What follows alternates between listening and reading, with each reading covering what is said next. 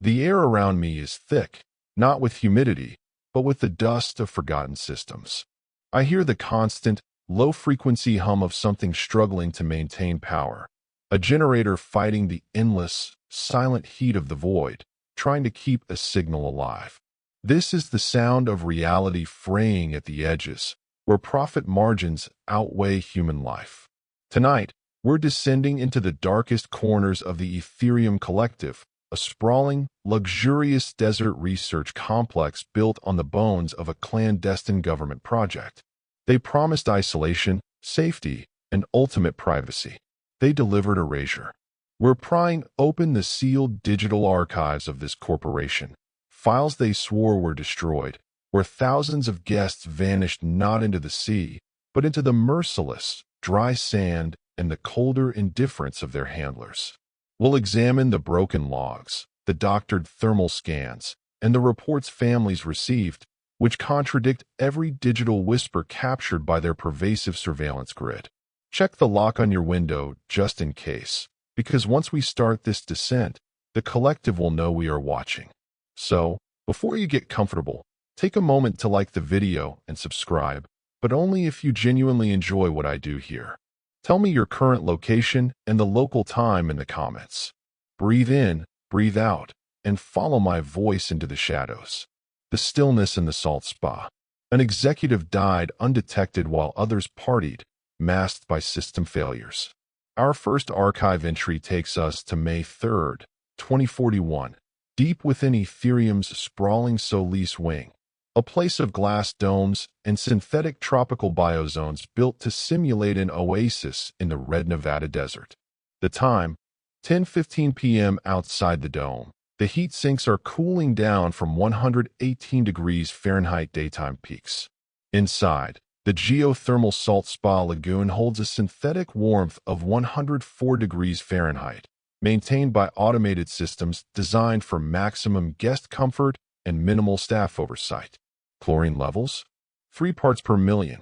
Everything is, by the numbers, perfect.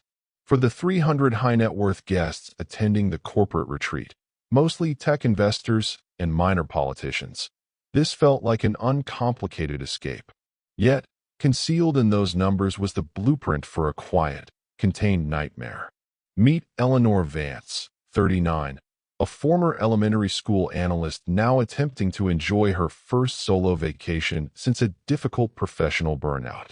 She booked this 7-night deep desert experience seeking silence, but found herself surrounded by the aggressive chatter of the elite. Eleanor, accustomed to monitoring the micro-expressions of dozens of hyperactive children, possesses an unnerving ability to detect stillness where there should be movement. By 10:23 p.m., Eleanor is easing herself into the main lagoon pool, the turquoise water glowing under recessed LEDs. The area is crowded. Traders from San Francisco discuss crypto volatility. A newly engaged couple poses for thermal filter selfies. And there, against the far, stainless steel wall, sits Malcolm Thorne, 63, a heavy-set executive in dark, expensive anti-glare glasses. Eleanor offers a polite nod, receives no acknowledgement, and assumes he is simply preserving his private space. But the timer inside her analyst's mind starts ticking anyway. A grounding fact often overlooked in closed, heavily filtered systems. In a pool or spa using jet circulation, a body requires constant, micro-level input of kinetic energy to appear naturally buoyant. Stop the jets, and the body settles. Start them, and a stationary object gains a deceptive, almost lifelike, micromotion. 10:31 p.m. The RFID signature embedded in Malcolm Thorne's Aetherium Access wristband is last logged pinging a high-end liquor kiosk 18 feet away, presumably for a final scotch. At 10:34 p.m., he re-enters the pool zone. Cameras log the movement. And then, nothing. From this moment forward, every other bather will slide past him, generating low waves that lift and drop his shoulders subtly. It's a motion that fools the casual eye into believing he is simply relaxed, perhaps nodding off after a few too many cocktails. Eleanor stays submerged for 10 restful minutes, letting the hydrojets massage her lower back. When she climbs out for fresh towels, she consciously notes Thorn's posture. Head tilted slightly upward, dark glasses reflecting the artificial halos, the waterline just below his collarbones. His arms are floating, inert. It seems entirely plausible that the haze of a pre-dinner digestive has half-sedated him. Behind the scenes, the resort's environmental automation maintains its automated calm. The filtration pump motor amperage is nominal. The turbidity sensor reads clean. Hydrophone microphones pick up the average, loud party noise of 72 dB. However, one key metric is drifting in the sealed dashboard logs: dissolved oxygen. It's 0.2 parts per million lower than the baseline. A forensic biologist will tell you this is perfectly explainable by a body's sudden metabolic halt, but absolutely no one is examining that console tonight. The systems are designed to monitor water quality, not human stasis. 11:02 p.m. Eleanor returns, chatting with the honeymooning couple. They notice nothing out of place. The Calypso-style live band ends its set. Overhead speakers switch to pre-recorded corporate chill music. A pool attendant walks past, stacking plastic cups, tapping the side of the lagoon with a laminated plaque, closing at midnight. Tip of professional courtesy. Malcolm Thorne doesn't flinch. Eleanor's inner clock alarms again. 28 minutes without a single shift in position. She dismisses the feeling, reminding herself not to overparent strangers on vacation. 11:27 p.m. Deep inside the security center, the motion analysis algorithm applied to the pool surveillance tags Lagoon Zone 3 with a low variance flag. Normally, this means calm relaxation, but the algorithm is supposed to be paired with passenger density, currently above 10 bodies in the small zone. The flag should nudge a security operator to glance closer. Tonight, the officer on duty is managing a critical access card lockout on sublevel 7 and never opens the alert. The data remains silent, dismissed by priority management. 11:43 p.m. Eleanor exits to the washroom. Her absence overlaps perfectly with a critical sequence of events. The main water turbine jets cycle off for the mandatory 15-minute energy-saving pause program, a core cost-cutting measure implemented by the Aetherium Collective. In that mechanical lull, the body loses its artificial animation. Malcolm Thorne's head tilts slightly further forward. The sunglasses wobble, sliding just enough for another guest, a young engineering student named Damon, to notice the eyes behind them have filmed over with a dull, matte gray. Damon, assuming the man is just aggressively staring, feels uncomfortable, climbs out immediately, and leaves the spa. The moment is perfectly recorded on camera, a fleeting glimpse of horror, but nobody reviews it until federal investigators arrive days later. 11:58 p.m. A soft, pre-recorded chime announces closing time. Deck attendant Luis, a seasonal hire from Arizona, steps forward with a basket of rolled towels. He greets the remaining guests, including the older man, who still gives no response. Luis allows what he interprets as extra relaxation time and begins wiping down the teak handrails instead. This single choice, a simple act of perceived kindness, buys the corpse another half hour of undisturbed anonymity. May 4th, 2041, 12:11 a.m. The spa water temperature has fallen slightly to 102 degrees Fahrenheit. Eleanor is back, nursing sparkling water. Only 3 people remain: herself, a bachelor party attendee, and the silent man in the aviators. Eleanor notices the sunglasses again. The complete, unnatural absence of blinking. The teacher's instinct overrides vacation apathy. She begins to speak, to ask if he is okay, then recalls training from a first aid workshop. Never startle an unconscious diabetic. Never risk someone slipping underwater. She taps Luis, who is stacking chairs. Luis kneels at the poolside and lightly taps Malcolm Thorne's shoulder. The body drifts away, heavy and inert, like waterlogged driftwood. The sunglasses wobble, slide down, and drop silently to the bottom. Glassy pupils stare upward into the artificial turquoise light, fixed on nothing. Luis inhales sharply, reaching for the red emergency cord. Everything that follows is time-stamped by overlapping, redundant systems designed to protect the company, not the victim. 12:13 a.m. Resort public address quietly requests the medical team to the Solis Spa, Zone 3. 12:14 a.m. The Aetherium Med electronic chart opens a new patient record. Unknown male, approximately 60s, unresponsive. 12:16 a.m. The biometric door reader logs Dr. Anya Sharma, 45, entering the scene. 12:18 a.m. Two paramedics lift Malcolm Thorne onto a spine board. He is already cyanotic. Skin temperature is 93 degrees Fahrenheit. ECG electrodes read asystole. CPR is withheld. Lividity is obvious along the dorsal surface. When Dr. Sharma pronounces death at 12:19 a.m., legal responsibility shifts immediately to the facility director, who lists the time of death as 12:20 a.m. and the location as Solis Spa Lagoon. The deceased's wristband identifies him as Malcolm Thorne, 63, retired tech mogul, sailing with his wife, who at that exact moment is asleep in the ultra-private Kronos wing, believing her husband is exploring the complex's restricted data lounge. The protocol required notifying next of kin within 30 minutes. But the night duty officer, worried about distressing the wife alone at midnight, defers contact until morning. Meanwhile, crew protocol shifts instantly to damage control. Eleanor Vance and the remaining bathers are escorted to the security office for witness statements. They sign non-disclosure acknowledgments buried inside standard paperwork, routine for any on-board incident investigation, they are told. The body is sealed in a black vinyl pouch and moved to the resort's temporary cold storage on sublevel 2, chilled to 36 degrees Fahrenheit.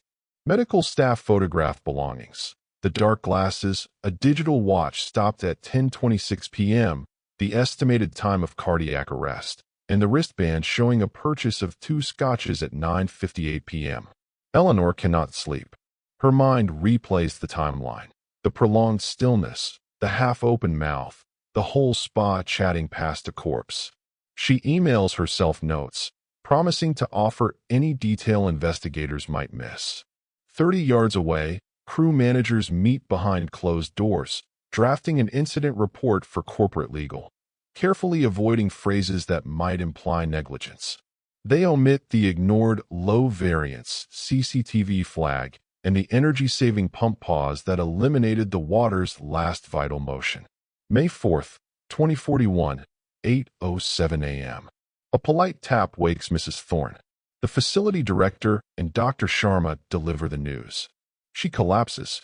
To maintain the guest experience, the collective offers her complimentary transport, immediate flight home from the nearest airstrip, and a company liaison.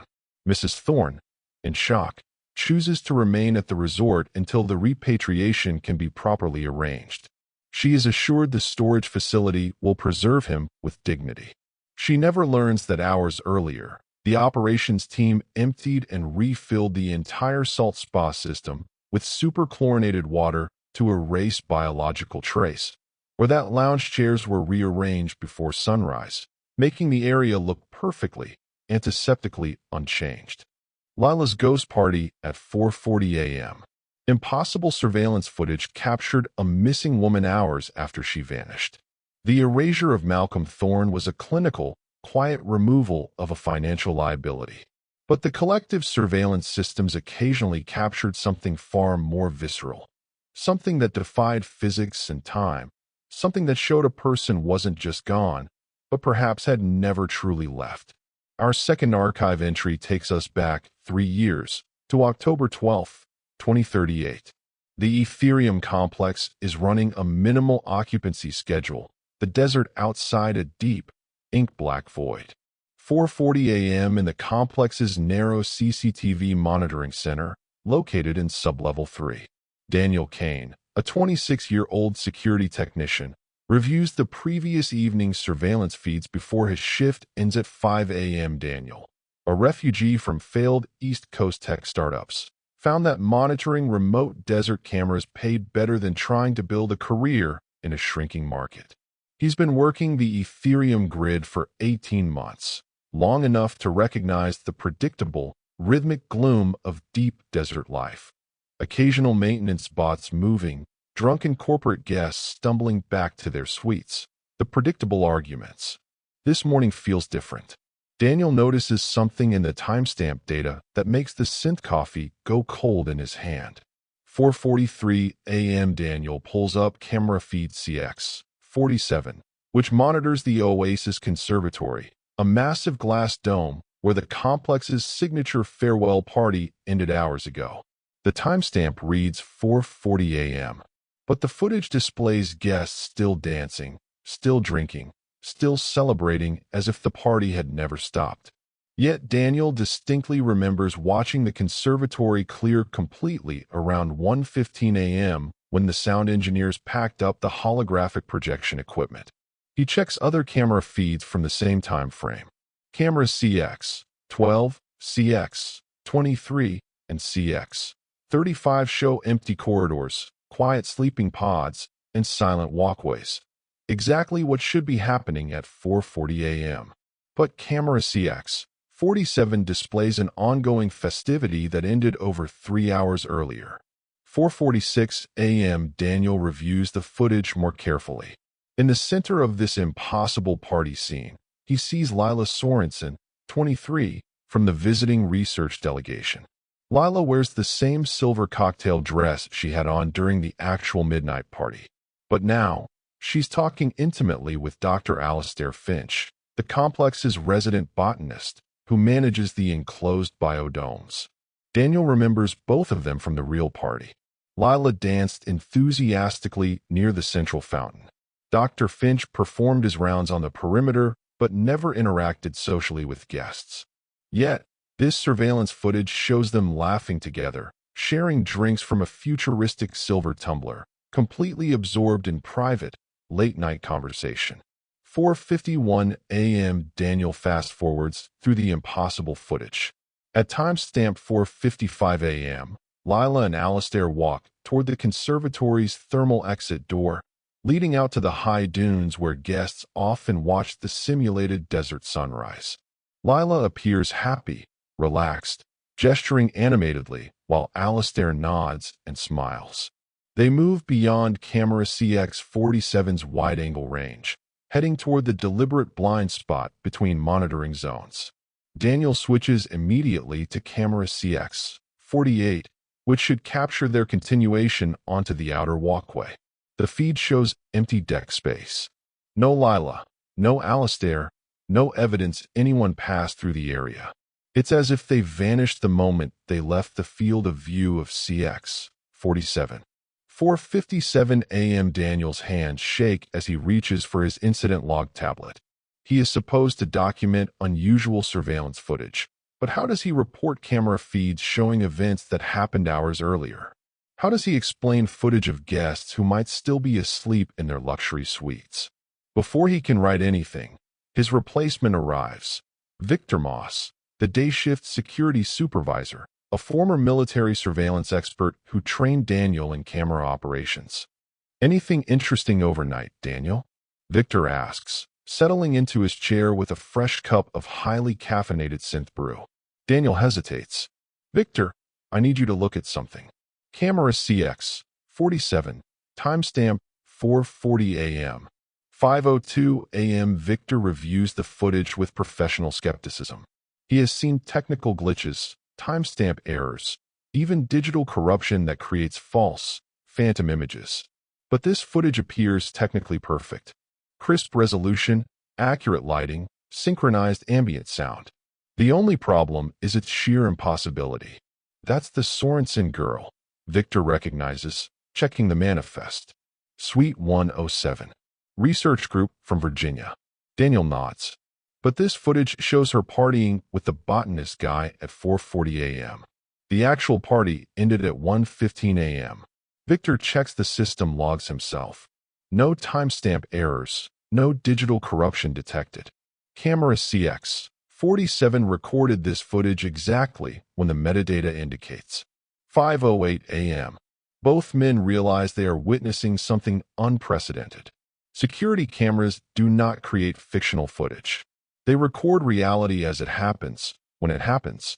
Yet, camera CX47 has somehow captured Lila Sorensen 3 hours after she should have been asleep, interacting with staff in ways that demonstrably did not occur during the actual party. Victor makes a decision that will haunt him forever. We keep this quiet until we understand what's happening. Could be equipment failure. Could be a breach. Check if Lila Sorensen is in her suite.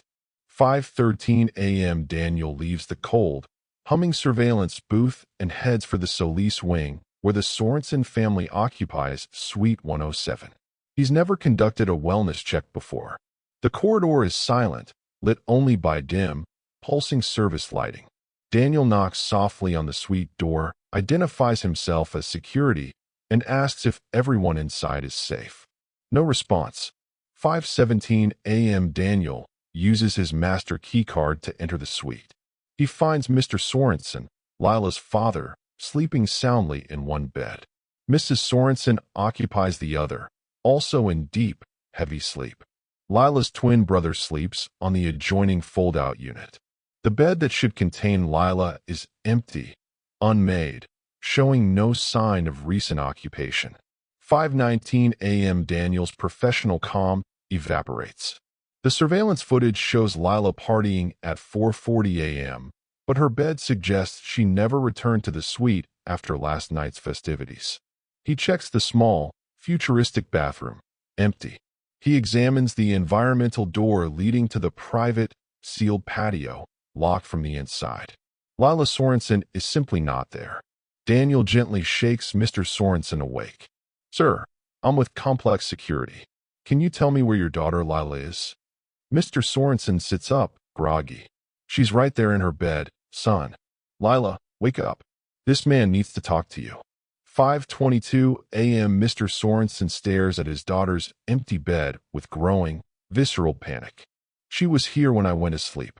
She came back from the party, took a shower, and went to bed around 1:45 a.m. Where is she?" Daniel realizes that Lila Sorensen has been missing for hours, possibly since the party ended, but her family assumed she was safely in her bed. The surveillance footage showing her at 4:40 a.m. might be the last physical evidence of her whereabouts, or it might be something deeply, unnervingly metaphysical. 5:25 a.m. Mr. Sorensen wakes his wife and son. The family confirms that Lila returned to the suite around 1:30 a.m., complained about residual party music keeping her awake, and said she was going to stand on the sealed patio for fresh air. That's the last time anyone saw her. But the patio door remains locked from the inside. Lila couldn't have left through the patio without unlocking the door from the suite side. Yet the door shows no sign of tampering or forced entry. 5:32 a.m. Daniel escorts the Sorensen family to the security office, where Victor reviews the impossible surveillance footage with Lila's parents. Mr. and Mrs. Sorensen watch in stunned amazement as their daughter appears on screen partying with Dr. Alistair Finch at 4:40 a.m. That's definitely Lila, Mrs. Sorensen confirms, tears beginning to form. Same clothes, same hairstyle. But how is this possible? She was in bed by 1:45 a.m. Victor has no answer. The footage appears authentic, but the timeline is impossible if Lila returned to her suite as her family believes. This introduces a speculative concept, a glitch in the temporal field, perhaps tied to the Aetherium's location near old testing grounds, causing a temporal echo or bleed. 5:38 a.m. Victor contacts Facility Director Vance, requesting emergency guest search protocols. The director authorizes an immediate, complex-wide announcement and a systematic sector-by-sector search for Lila Sorensen, but he's puzzled by the conflicting evidence. "You're telling me surveillance shows her alive and well at 4:40 a.m., but the family last saw her at 1:45 a.m.? The director reviews the footage himself. This makes no logical sense. 5:45 a.m. A complex-wide announcement echoes quietly through the ventilation system. Ladies and gentlemen, we are conducting a safety check for guest Lila Sorensen. If you see this young woman, please contact security immediately. Hundreds of guests begin a soft search, while the complex crew conducts professional sweep operations of restricted areas. Lila's photograph is distributed to all crew members. 6:15 a.m. Dr. Alistair Finch reports to security after hearing the announcement.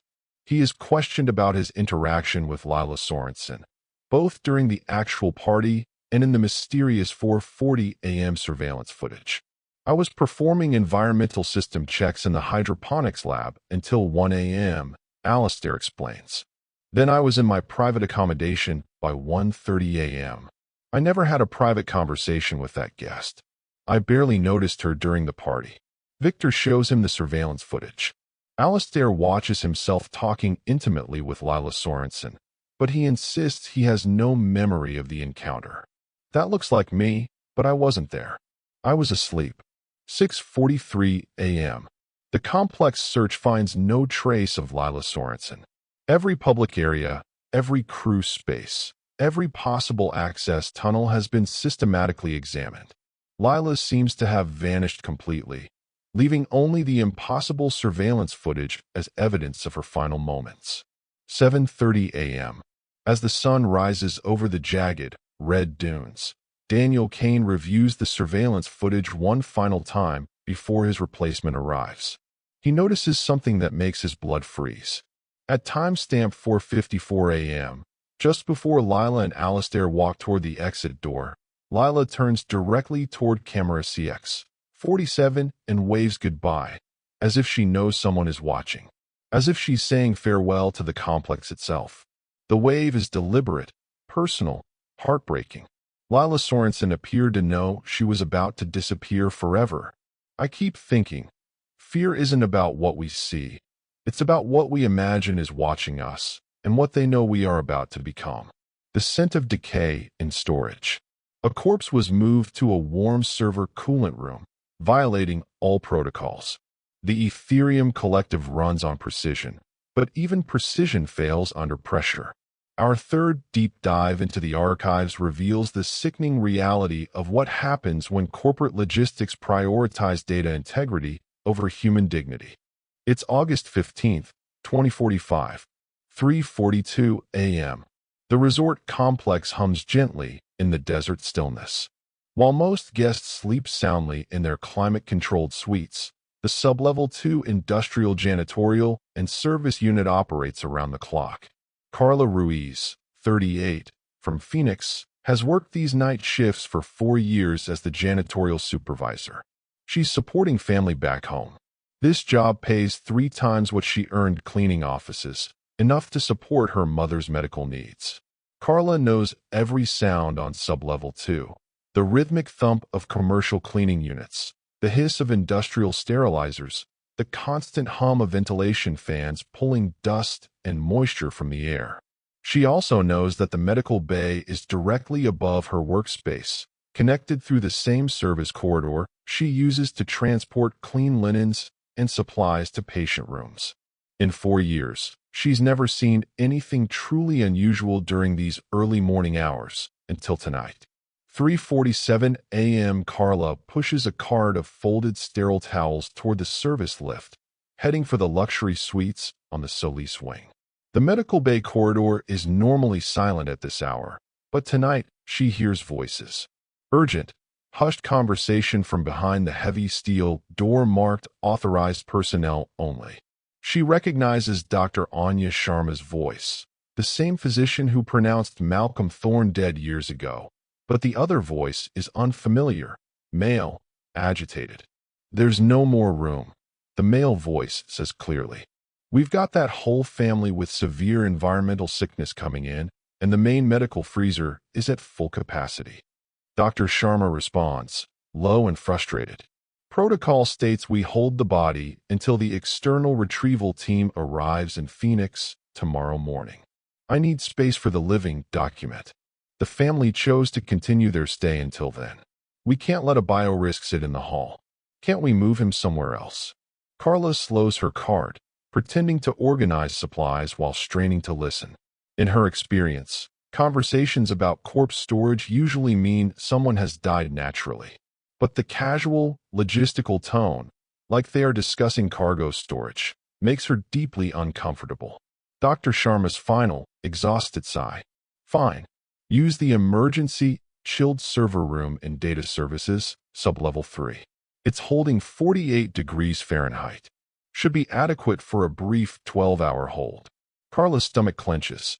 She spent 2 years working in food safety before landing this job. She knows that 48 degrees Fahrenheit is nowhere near cold enough to preserve a human body. Proper mortuary refrigeration requires 32 degrees to 38 degrees Fahrenheit. Whatever they are planning violates every safety and ethical code she learned.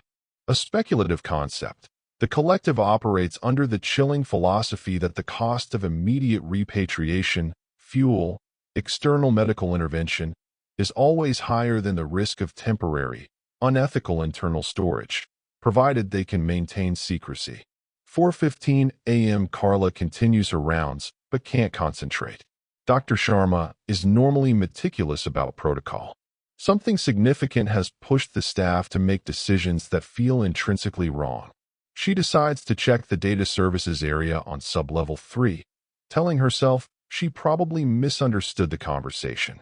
The main server farm at this hour is staffed only by monitoring systems.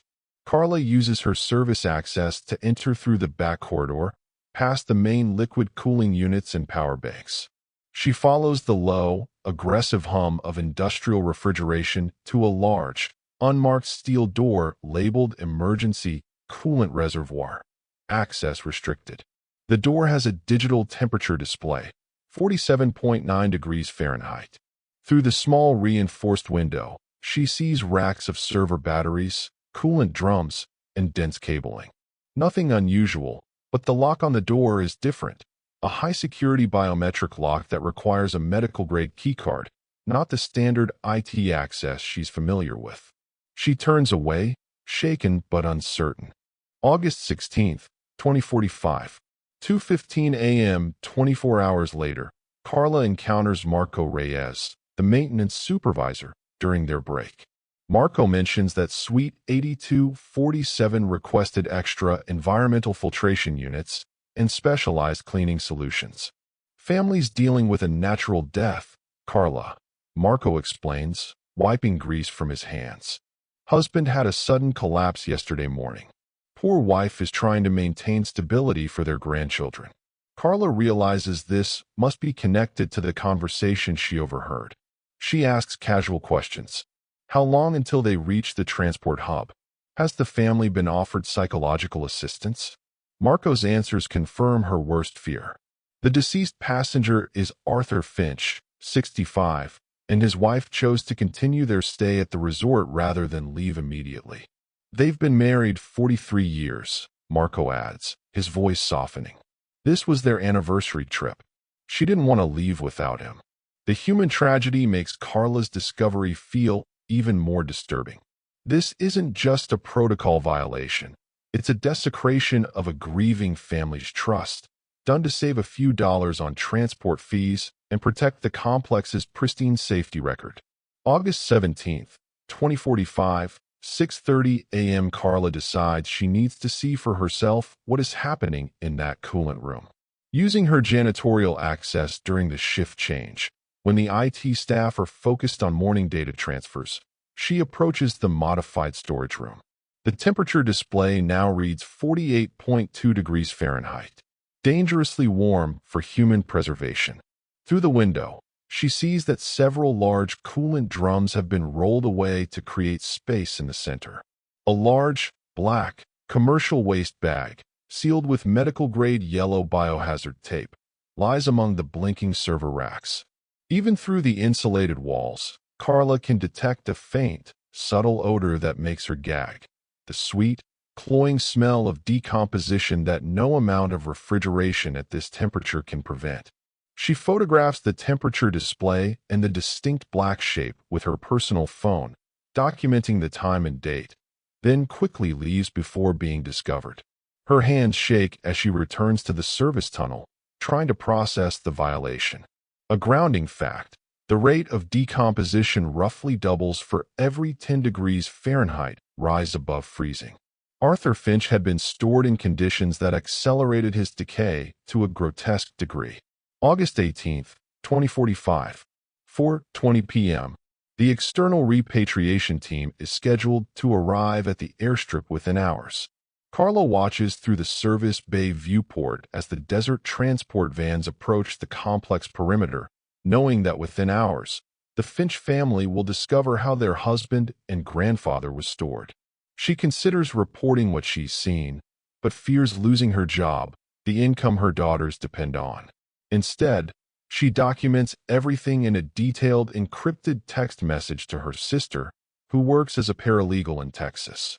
She doesn't send it yet, but having the information recorded makes her feel less complicit in the deception. 7:45 p.m. The official repatriation begins. Carla watches funeral home personnel board the service elevator, carrying a wheeled gurney and professional equipment ready to transfer Arthur Finch with dignity. She knows they expect to receive a properly preserved body from the main medical freezer, not decomposed remains pulled from a server coolant room. August 19th, 2045, 8:30 a.m. Local news blogs briefly mention a lawsuit filed against the Aetherium Collective by the Finch family. The details are vague, improper handling of deceased guests. But Carla knows the full, nauseating story. She finally sends that text message to her sister, who advises her to document everything and consider contacting attorneys representing the family. Carla struggles with the decision. Coming forward could expose the truth, but might also end her career and jeopardize her family's financial security. She knows the risks. She knows the corporation's reach. I often reflect, silence, when bought, is the most expensive commodity in the modern world. September 2045. The Aetherium Collective settles the Finch lawsuit confidentially with sealed terms that prevent the family from discussing details publicly. Carla never learns the settlement amount, but industry whispers suggest it exceeded $1 million, not for Arthur's natural death, but for the horrific mishandling of his remains. The settlement includes a non-disclosure agreement that legally prevents the family from revealing the reason they sued. The truth about the chilled server room storage becomes another secret buried beneath layers of corporate legal files and dry desert sand. The wristband's secret broadcast. A cyber analyst discovered the resort's ID data leaking in push alerts. The Aetherium Collective relies on advanced technology to manage its isolated operations, but when that tech fails, it doesn't just glitch. It bleeds the truth onto every connected screen. Our fourth file opens on May 29, 2048. 6:42 a.m. The complex's main access lift eases toward the central promenade under the already humid desert morning. On board are 3,200 paying guests, most snapping departure selfies against the vast glass walls. One of them is Anya Sharma, 30 years old, a top-tier cybersecurity analyst from Mumbai, who spends her professional life penetration testing banking firewalls. This trip was meant to celebrate her recent professional promotion, 7 screen-free days, or so she promised her partner, Ken. 6:58 a.m. While Anya and Ken wait at the Promenade Cafe for their synthesized coffee, Anya's wristband vibrates. The Aetherium guest band, used for all purchases and entry. The associated app shows a blank push alert reading only, test segment. She shrugs it off as an onboarding noise. 7:03 a.m. A second alert arrives. Same wording, different timestamp. Ken laughs. Looks like their dev team forgot to turn off staging mode. Anya agrees, until she notices the Unix millisecond value inside the notification header. She copies it to her local notes app out of professional habit. 7:10 a.m. As the complex's internal transport system begins shuttling guests to the high desert airstrip, a third buzz hits, then a fourth. Guests around them begin comparing screens. The same meaningless ping floods every device connected to the resort's local Wi-Fi. Cafe staff joke that the internal engineers are still asleep. Anya parses the numbers. 2607, 1231914. They feel unsettlingly familiar. She cross-checks the string against an internal decimal degrees converter she keeps installed on her personal comm latitude 34.071 degrees north, longitude 118.231 degrees west. The Aetherium Collective's exact, heavily guarded position in the high desert basin. The nonsense text is broadcasting the complex's precise coordinates. 7:25 a.m. bridge watch standers in the observation tower notice a spike in local bandwidth usage but attribute it to typical vacation departure selfies. Down on sublevel 2, Oscar Dunlap, 54, the resort's lone IT supervisor, watches server dashboards paint themselves a blinding red. The notification queue has exploded to 18,000 cents per minute, overwhelming the content delivery network Aetherium leases from a shell corporation in New Mexico. Dunlap opens a ticket marked critical, push service looping, then emails shoreside ops. His inbox auto-replies. Office closed for quarterly maintenance holiday. Long weekend. 7:42 a.m. guests crowd the concierge desk, complaining their lock screen spam makes their personal devices unusable. Crew hand out printed FAQ sheets explaining how to disable app notifications. The sheet is stamped yesterday's date, raising a speculative concept. Did headquarters anticipate this exact glitch, or was this a pre-approved script for covering internal failure? 8:05 a.m. Anya's curiosity peaks. She flips her phone into developer mode. Buried in an unencrypted JSON payload is a second, far more chilling data block, user snapshot.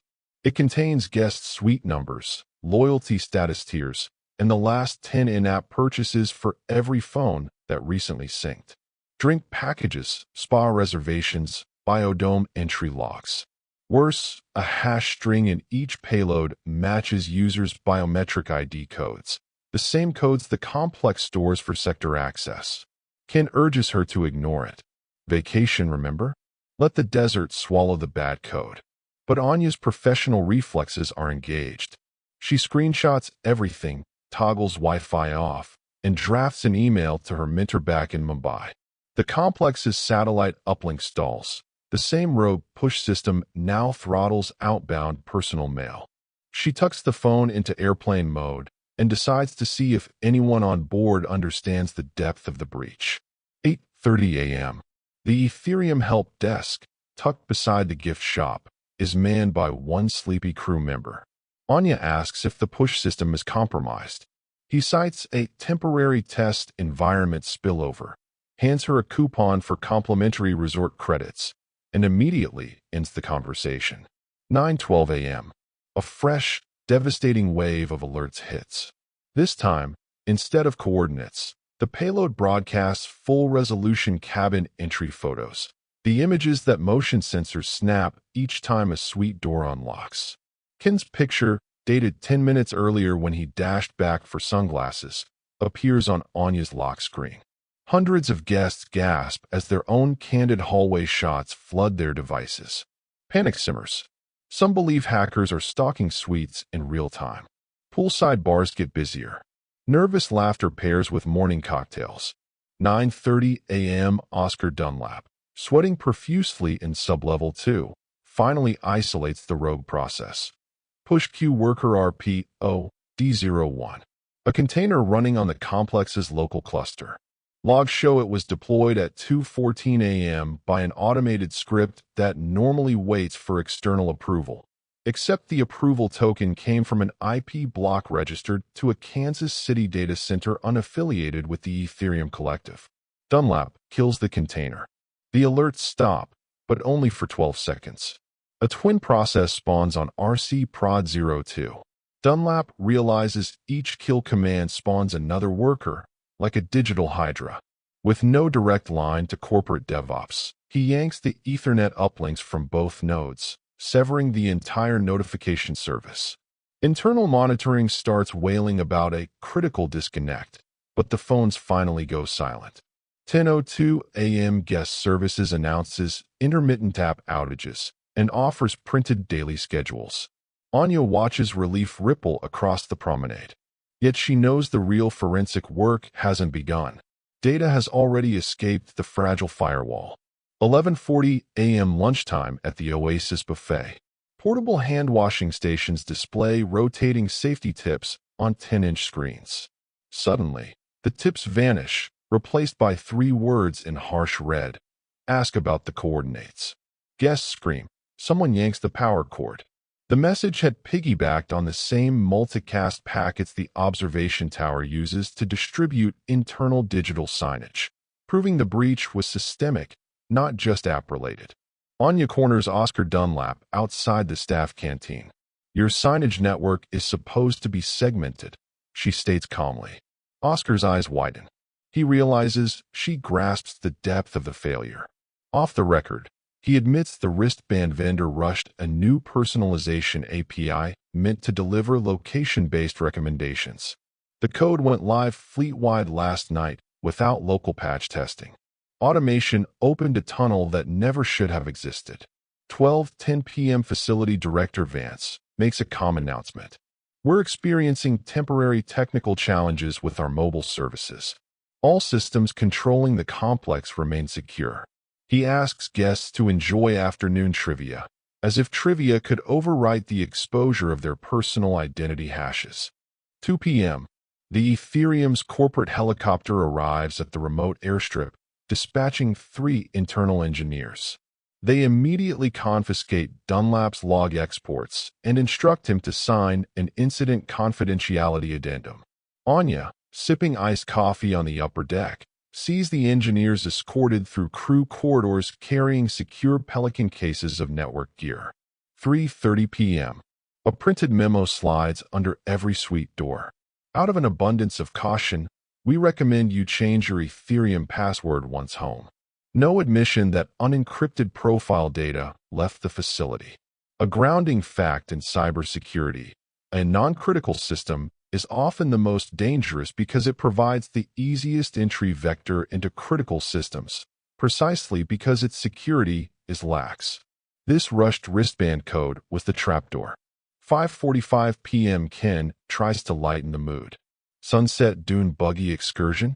Anya forces a smile, but watches tour operators skin guests onto the transport buggies using the very same compromised wristband system.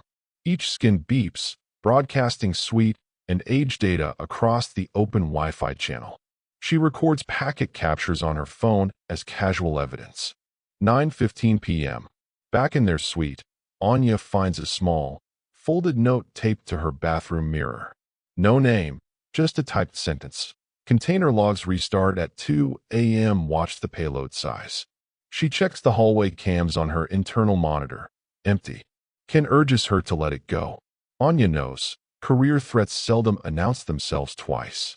10:57 p.m. Resort time ticks toward the container restart hour. Anya sits on the balcony with her laptop tethered to her phone in sniff-only mode. At 2:03 a.m., the packet flood resumes. This time, the payload contains SHA-1 hashes of every biometric scan uploaded by guests pre-arrival. The files are small, just enough to verify the entire biometric cache sits somewhere offshore. She collates screenshots, IP traces, server names into an encrypted zip file and emails it to her mentor via the slow satellite link. A reflective thought: technology cannot substitute for human vigilance, especially when the humans in charge prefer silence. Ethan's reverse chronology. A teenage boy aged backward into infancy due to an unknown temporal shift. The Aetherium Collective was built on land steeped in strange, forgotten energy, a fact they market as isolation but which sometimes manifests as sheer, terrifying physical impossibility. Our 5th archive entry delves into the chilling case of time running backward. It's September 12, 2043, 2:14 a.m. The Wonder Wing residential sector, an isolated block located far from the main complex, crosses an invisible, volatile threshold in the desert landscape, a detail omitted from guest informational packets. Ethan Cole, 17, from suburban Seattle, lies wide awake in Suite 12,484, battling severe insomnia that has plagued him since checking in 4 days ago. His parents, Karen and Steve Cole, sleep soundly in the adjoining beds, exhausted from yesterday's deep desert ATV tour. Ethan chose this retreat reluctantly, viewing it as a mandatory family vacation before his senior year of high school. He'd much rather be home preparing college applications. What Ethan doesn't realize is that he's about to experience something that will make high school itself irrelevant. 2:27 a.m. Ethan checks his comms panel. 2:27 a.m. He rolls over, attempts to sleep, and checks again 3 minutes later. 2:26 a.m. He assumes his suite clock glitched. He looks at the digital alarm clock on the nightstand. 2:25 a.m. Then 2:24 a.m. time is moving backward. He thinks he's hallucinating from sleep deprivation. 2:23 a.m. Ethan feels profoundly strange. His clothes seem looser. The persistent acne on his forehead appears less inflamed when he touches it. His voice sounds slightly higher when he whispers to himself. He attributes these changes to the extreme desert environment and goes to the bathroom to splash water on his face. In the mirror, Ethan looks younger, subtly. The light stubble he'd been proudly cultivating for 6 months appears thinner. His jawline seems less defined. His shoulders look narrower under his sleep shirt. But teenage boys are prone to self-consciousness, so Ethan assumes it's entirely psychological. 2:18 a.m. The suite's internal intercom crackles with an announcement from the observation tower. Ladies and gentlemen, we're experiencing minor temporal stabilization procedures across the grid. Please remain calm while our crew addresses the situation. Ethan's parents don't stir. They've learned to sleep through routine complex announcements. Ethan checks his phone again. 2:15 a.m. The clock is definitely moving backward. He opens the news app, checks external weather satellites. Everything displays conflicting, chaotic times. His phone displays 2:14 a.m. The suite's TV channels show 2:12 a.m., and his smartwatch reads 2:11 a.m. 2:08 a.m. Ethan looks in the mirror again. His reflection shows a 16-year-old version of himself, the way he looked exactly 1 year ago. The permanent retainer he'd had removed 8 months ago gleams silver in his mouth. The small, crescent scar on his chin from a fall last summer has vanished. His height appears reduced by 1 inch or 2. Panic sets in. Ethan shakes his parents awake. Mom, Dad, something's wrong with me. But when they groggily turn toward him, they see nothing unusual. To their eyes, Ethan looks exactly as he always has. They tell him he's having a nightmare and immediately fall back into an unnaturally deep, heavy sleep. A speculative concept, a localized temporal field protecting them from experiencing the shift, effectively placing them in stasis relative to Ethan. 2:03 a.m. Ethan runs into the corridor, hoping to find other guests experiencing similar phenomena. The halls are nearly empty, lit only by dim, emergency safety lighting. The few people he encounters, late-night casino patrons, insomniacs, look at him normally, showing no surprise at his appearance. He finds a 24-hour synth brew cafe on the promenade and approaches the barista. "Do I look different to you?" Ethan asks desperately. "Like, younger than I should?" The barista studies his face with professional politeness. "You look like a regular kid to me, sweetie. Can I get you some hot chocolate?" 1:57 a.m. Ethan realizes that everyone else perceives him as normal because, to them, he is normal. They are seeing him as he's supposed to look at whatever age he is becoming. Only he retains the memory of being older. Only he experiences the terror of watching his own development reverse. He returns to his suite and documents everything on his phone, taking selfies and voice recordings as evidence. In each photo, he appears progressively younger. His voice recordings capture the gradual elevation in pitch as his vocal cords revert to their earlier, prepubescent stage of development. 1:49 a.m. Ethan, now appearing approximately 15 years old, discovers he can no longer access certain areas of the complex. The casino entry scan rejects him. The guard insists he's clearly underage. The adult-only observation dome denies his entry. Even some restaurants now view him as requiring parental supervision. His access wristband still works for his suite, but when he tries to charge items, staff ask where his parents are. The complex's systems and personnel are unconsciously adjusting to his apparent age, creating new restrictions he didn't face days earlier. A perfect example of a grounding fact. Perception of age and access control reinforce each other, trapping the subject within the system's immediate bias.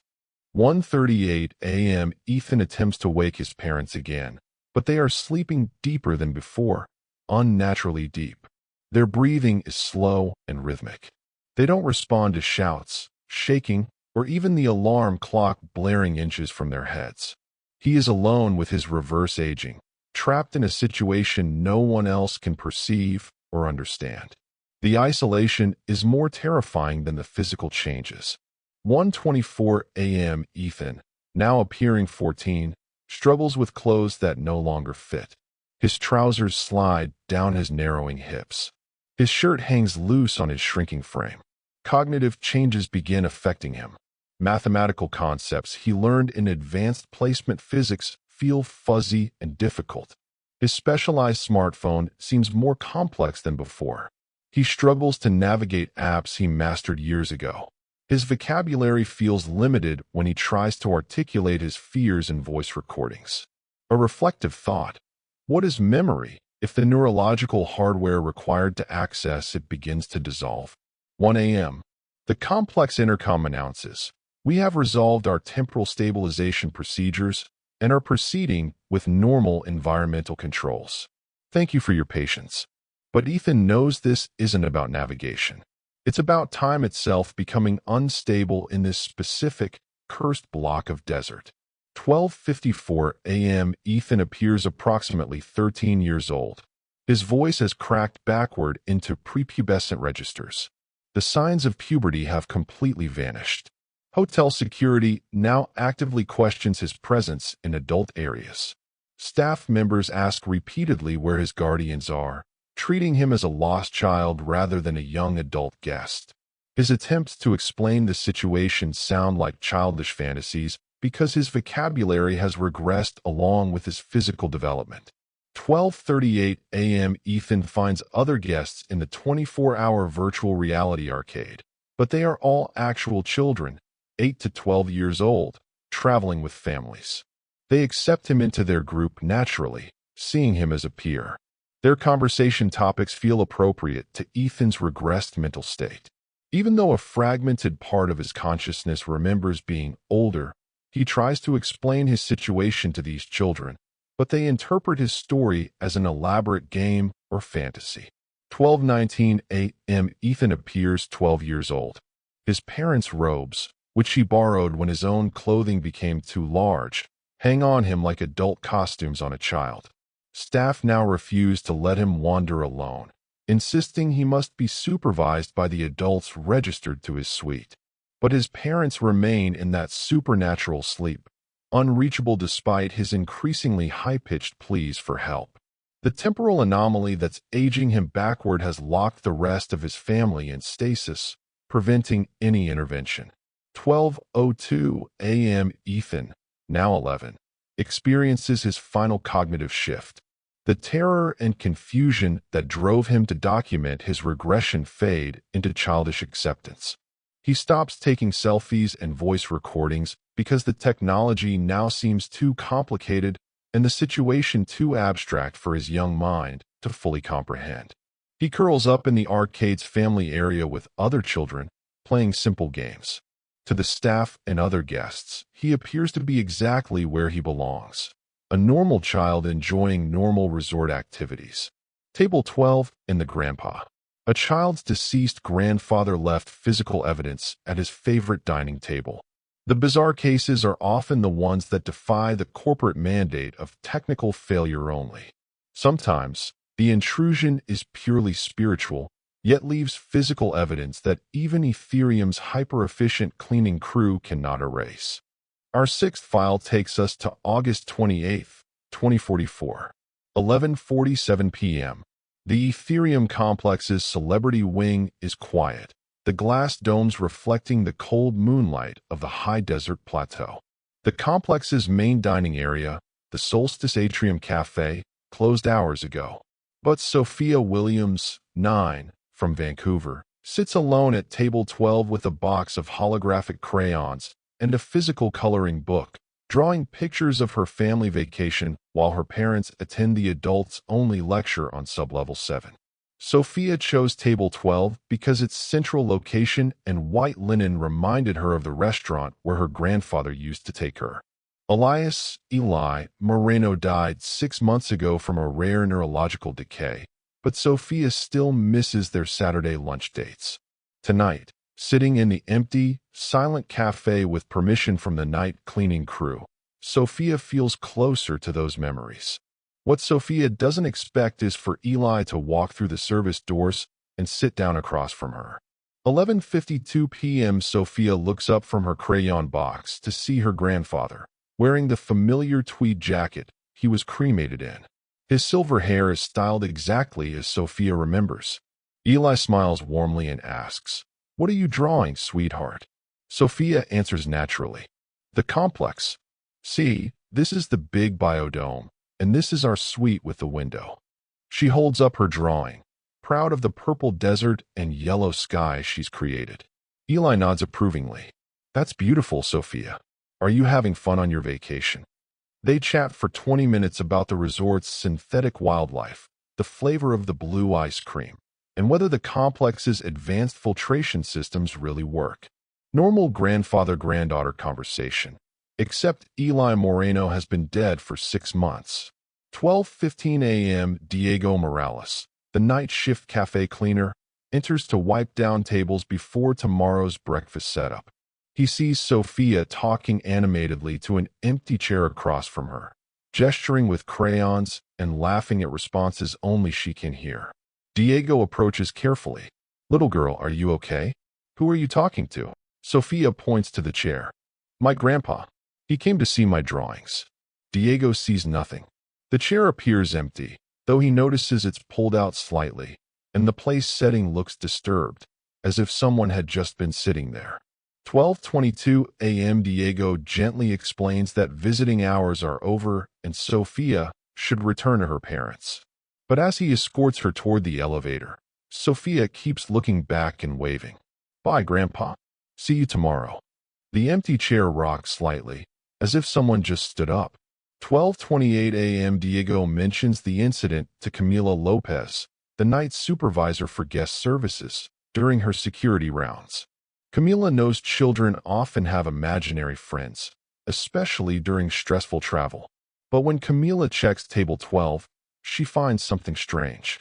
A half-finished crossword puzzle in archaic Spanish handwriting that doesn't match Sophia's childish scrawls.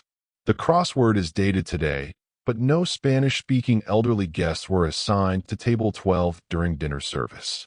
August 29th, 7:30 a.m. Breakfast begins normally.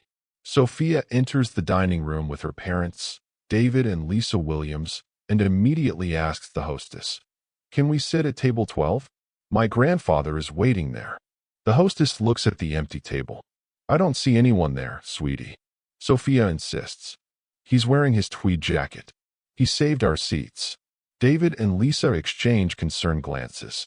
Their daughter has been struggling with Eli's death, but they thought this retreat would provide healthy distraction. 7:42 a.m. The Williams family sits at table 12. Throughout breakfast, Sophia chats with the empty chair beside her, offering bites of pancake and giggling at unheard jokes. Other guests notice the odd behavior. 7:58 a.m. Javier Ramos, the morning waiter assigned to table 12, brings the Williams family their check. As he clears the dishes, he notices something impossible. 4 place settings have been used, not 3. The empty chair beside Sophia has a plate with food eaten, specifically a half-eaten Danish pastry, Eli's favorite, a coffee cup with lipstick marks. Eli never wore lipstick, but the marks are distinct, and a napkin folded in an elderly man's precise, military style. Javier counts again. Only 3 family members were seated, but 4 people clearly ate breakfast. Lisa assumes Javier made an honest mistake and pays for 3 meals. But privately, she's deeply disturbed by the physical evidence supporting Sofia's claims. 8:33 a.m. Throughout the morning, other dining room staff notice anomalies around table 12.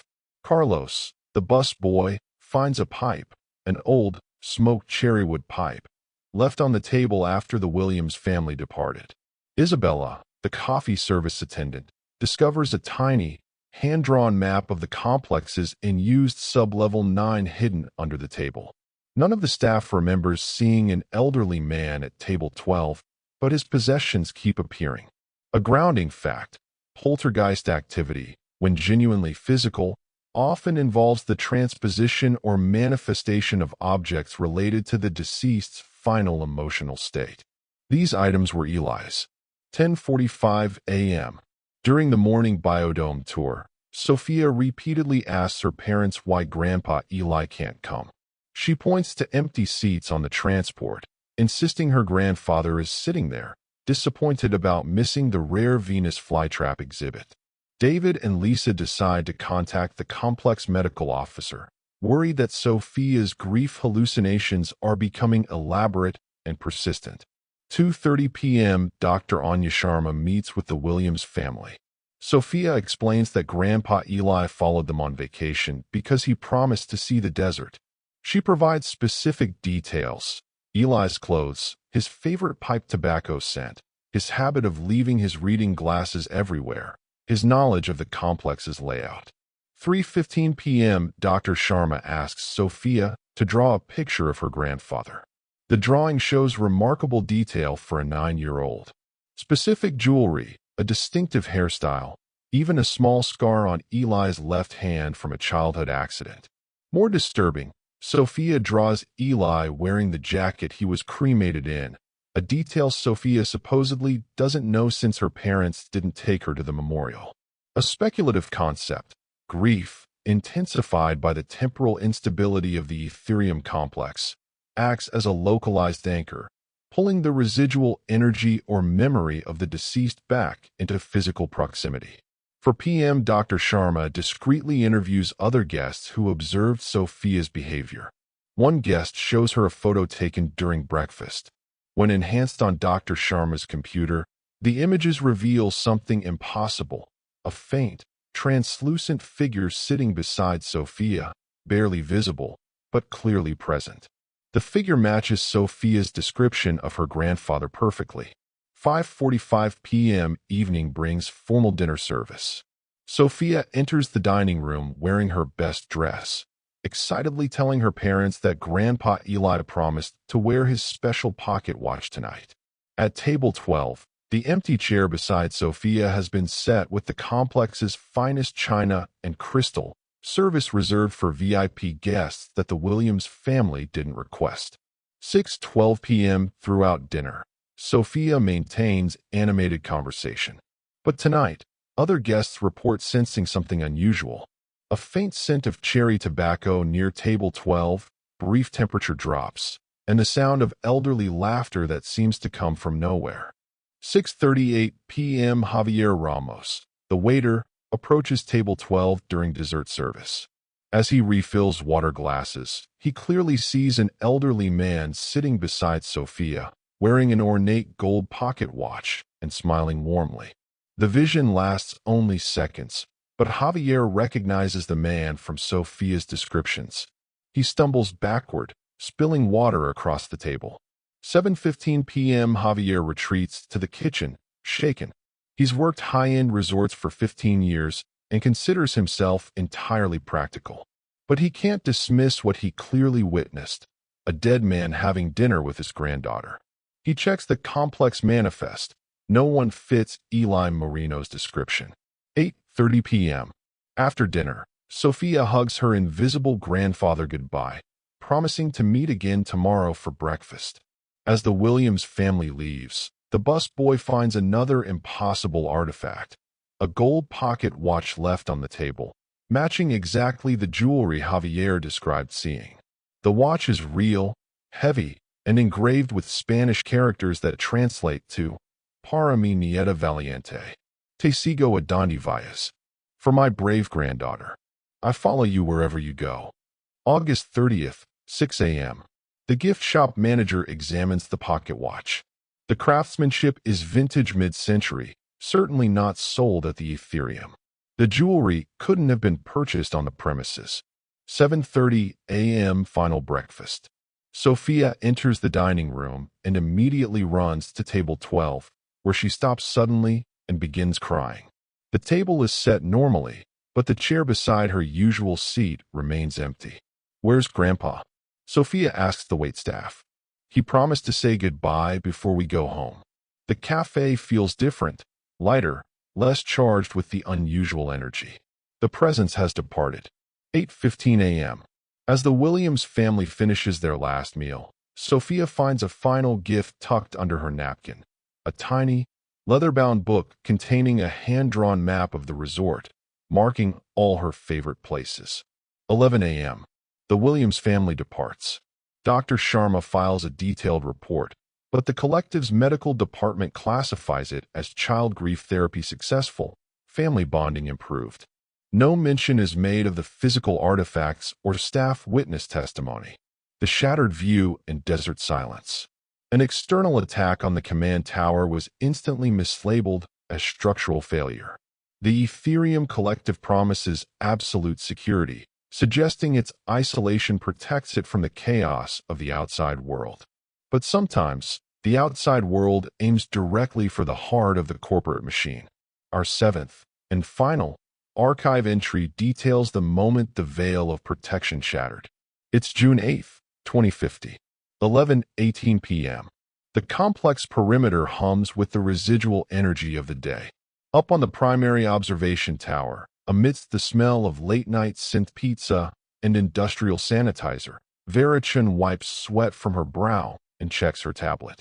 11:18 p.m. 12 minutes until her mandatory inventory audit, a corporate requirement that could cost her job if skipped.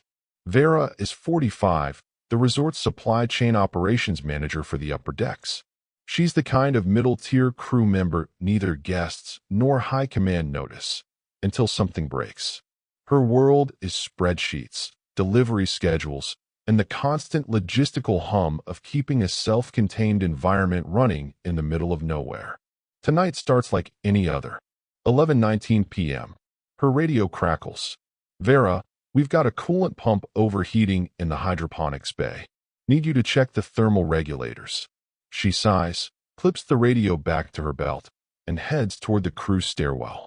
The complex's operational procedures are routine now. Power building to cruising levels, slight vibration through the deck plates, occasional course adjustments as the automated systems counter wind shear. Vera has felt this rhythm hundreds of times. It's as predictable as the sun setting over the distant mountains. That predictability ends at 11:23 p.m. A sharp, concussive crack rolls down the steel bulkheads like thunder trapped in a dense metal tunnel. The sound is wrong, sharper than dropped equipment, heavier than an explosion, more violent than anything in Vera's catalog of operational noises. It seems to come from directly above, somewhere in the glass observation tower she is heading towards. Seconds later, the entire structure shudders, briefly listing 5 degrees to the west. Drinks slush off bar rails throughout the dining areas, and Vera hears the audio feed from the ground floor DJ mutter through the speakers. Whoa, hold tight, folks, before quickly fading the music. Vera grabs the stair rail as her tablet slides across the deck. Her first thought is environmental collapse. Maybe the atmospheric seals have ruptured. But there's no rushing air, no general alarm, no shouts of immediate evacuation. Just that single, terrible crack followed by an eerie quiet that makes her skin crawl. Her radio chirps with the voice of Marcus, her night shift assistant. Ops, did you hear that? Command just pulled hard on the structural stabilizers. Staff is asking if we should secure the cargo containers. Before Vera can reply, a Priority 1 call floods every crew channel, the kind that makes everyone stop mid-conversation. Medical team, TO observation tower. Trauma, possible laceration. Medical team to observation tower immediately. The observation tower is 3 decks up, a world Vera rarely visits. But according to complex protocol, the nearest department head must grab the emergency first aid case if medical staff haven't reached the scene within 3 minutes. She checks her watch. 11:24 p.m. The complex physician could be anywhere. Vera makes a choice that changes everything. She sprints up the crew ladder, white uniform coat flapping, pulse hammering loud enough to drown the steady hum of ventilation. 11:26 p.m. Vera steps onto the observation deck and freezes. A windshield panel, a massive sheet of tempered glass overlooking the desert, is spiderwebbed, its left corner punched inward like someone drove a sledgehammer through the specialized polymer. Glittering shards coat the navigation console, mingling with tiny drops of blood that lead to Cadet Abigail Monroe, 24, a recent logistics hire, sitting wide-eyed while Chief Physician Dr. Calvin Shepard presses gauze into her punctured palm. Facility Director Gaines, a 28-year veteran of high-security complexes, has one hand gripping the emergency manual override and the other holding a communication microphone. His eyes never leave the data displays ahead, but Vera can see the tension in his shoulders, the way his jaw works silently. This is a man who has managed sandstorms, full power grids failures, and medical emergencies. But something about this moment has shaken him to the core. No alarms blare. No guests have been told. And that, Vera realizes, is deliberate. Corporations train command teams to contain panic more fiercely than fire, because 3,200 scared guests can create more danger than most structural failures. Dr. Shepard looks up as Vera approaches. "You have the emergency kit?" She nods, hands over the red medical bag, then notices a jagged metal fragment near her shoe. It's smaller than a penny, copper-colored, with what looks like lead backing. It looks disturbingly like shrapnel. She says nothing. She's supply chain, not a forensics technician. But something about that fragment makes her stomach twist. "Do you need anything else?" she asks. The staff director answers without looking up from his radio console. Silence. The word hangs in the air like a threat. Vera backs toward the door, realizing her heart is racing harder now than during any fire drill, and heads for the service elevator. But as she descends, her mind replays what she saw. The precise hole in the glass, the copper fragment, the way everyone on the bridge moved with practiced efficiency to contain information rather than just treat injury. 11:31 p.m. Back on her service level, Vera finds her team clustered around the prep stations, talking in hushed tones. The structure has steadied, but everyone felt that hard turn. Marcus approaches her. "What happened up there?" "Broken glass," she says, which isn't exactly a lie. Command is handling it. But she can't stop thinking about that fragment. Growing up near a military base, her father taught her to shoot skeet. She knows what certain ballistic fragments look like. A speculative concept. The collective built their resort on a political hotspot, knowing the risk, but budgeting for the necessary cover-ups. 11:45 p.m. Facility Director Gaines's voice echoes through the complex PA system. "Ladies and gentlemen, this is your director. We've completed a routine structural stabilization and are now maintaining optimal trajectory for our scheduled activities. Thank you for your patience, and please continue enjoying your evening." The announcement is smooth, practiced, designed to calm without revealing anything. Guests cheer. Services resume. But down in the crew areas, Vera notices something that guests don't see. Security officers moving through service corridors with evidence bags, photographing the metal fragment she spotted, sealing it with labels she can't quite read from her position. She follows at a distance, watches them tag the bag, and her blood goes cold when she glimpses the handwritten label. Broken glass, structural debris. Somebody has already decided what story corporate will tell. Midnight. The medical bay admits Cadet Monroe for observation. 8 sutures, possible nerve damage, mild shock. Vera visits during her break, ostensibly to check on the injured crew member, but really to understand what happened. Will guests find out? Abigail asks quietly, her hand wrapped in surgical bandages. Vera replies honestly, not if they can help it. But what if it happens again? The question haunts Vera. What if that wasn't structural stress, but something worse? What if the next time the shooter aims lower at the crowded promenade, instead of the observation tower? A reflective thought. Safety is not a guarantee. It's a narrative, and narratives can be rewritten by those who hold the pen. 12:15 a.m. The complex's internal defense contractors appear on the perimeter horizon, running lights cutting through the darkness. They shadow the complex while radio traffic flows between agencies. Vera overhears part of a conversation. External assessment complete. Continue routine operations. No guests were harmed. The cost analysis has already been made. Whatever happened wasn't worth shutting down the multi-million-dollar week. Vera returns to the main galley where her night crew is trying to restore normal operations. She rescues a line cook from a spattering of hot oil that was dislodged during the structural shutter.